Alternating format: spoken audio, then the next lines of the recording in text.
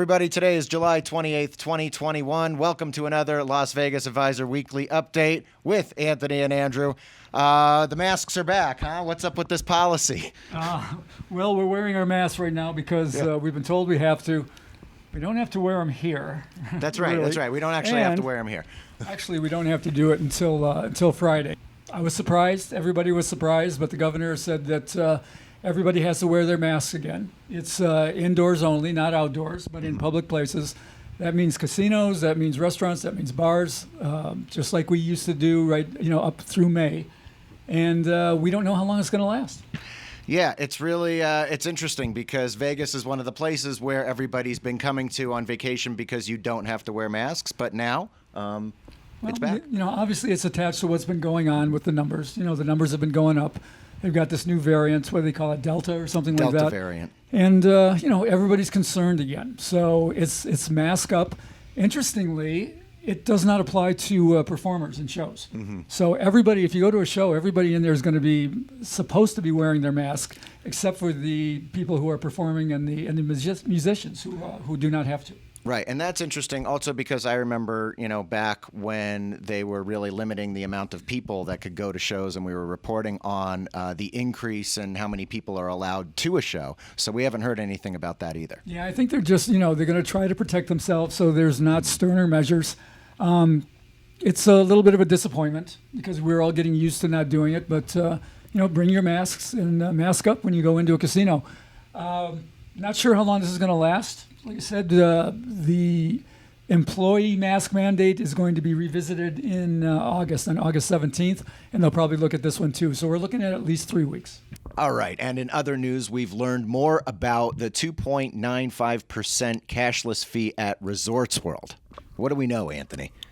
All right. Last update. Last week, we really banged them for charging almost 3% to put money up into their cashless gaming system. I mean, you and I were talking about it. Who's going to go there with $1,000 and give them $30 right off the bat? Nobody's going to want to do that. Yep. Okay, we looked into it and we discovered that that's only if you make a transfer from your debit card or a credit card or something like that. They're going to charge you these normal fees.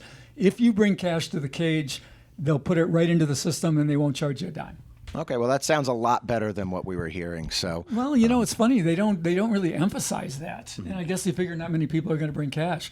But that was a real game stopper. I mean, I can't imagine anybody going and saying, "Yeah, I'm going to give you 3% to let me gamble against you and lose more money." Right. So and this is kind of good news. Yeah, that made no sense. But then, then again, it's like, you were trying to figure out like what is cool about the cashless system. It's supposed to be like the future. It's supposed to be something that is a benefit. Well, the problem with that too, and a lot of things at resorts, is that a lot of people just don't understand how these wallets work. They don't understand how the electronic gaming work. They don't understand cashless. They don't want to do it. They want to play with cash.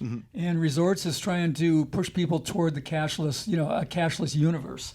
And it's just something you have to put up with, if you go there. But they're still taking money. Right. Okay, and then last, we like to report on the buffets in town, but I heard that there was an attempted Tropicana buffet this last week. What happened? Yeah, well, Tropicana tried to an experiment. Okay. And they put a buffet of sorts in a banquet room, and they did it for 3 nights only. We didn't see it, but we know some people that were there. They said it was absolutely terrible. It was $30, and nobody was eating it. And I believe it because before the pandemic, we reviewed, meaning we, the Las Vegas Advisor, reviewed the Tropicana buffet. It was absolutely one of the worst in town. Oh boy! So geez. I don't think we're going to see another one coming out of the Trop anytime soon. If you like buffets, there are still 8 buffets that are open in Las Vegas. And which ones are those, Andrew? The Wynn, Caesars, Bellagio, Cosmo, MGM Grand, South Point, Circus, and Excalibur. Yes, same number as last week. Same number as last month. Of those, we very much prefer South Point. South Point has the best price point. Unlimited Bloody Marys in the morning.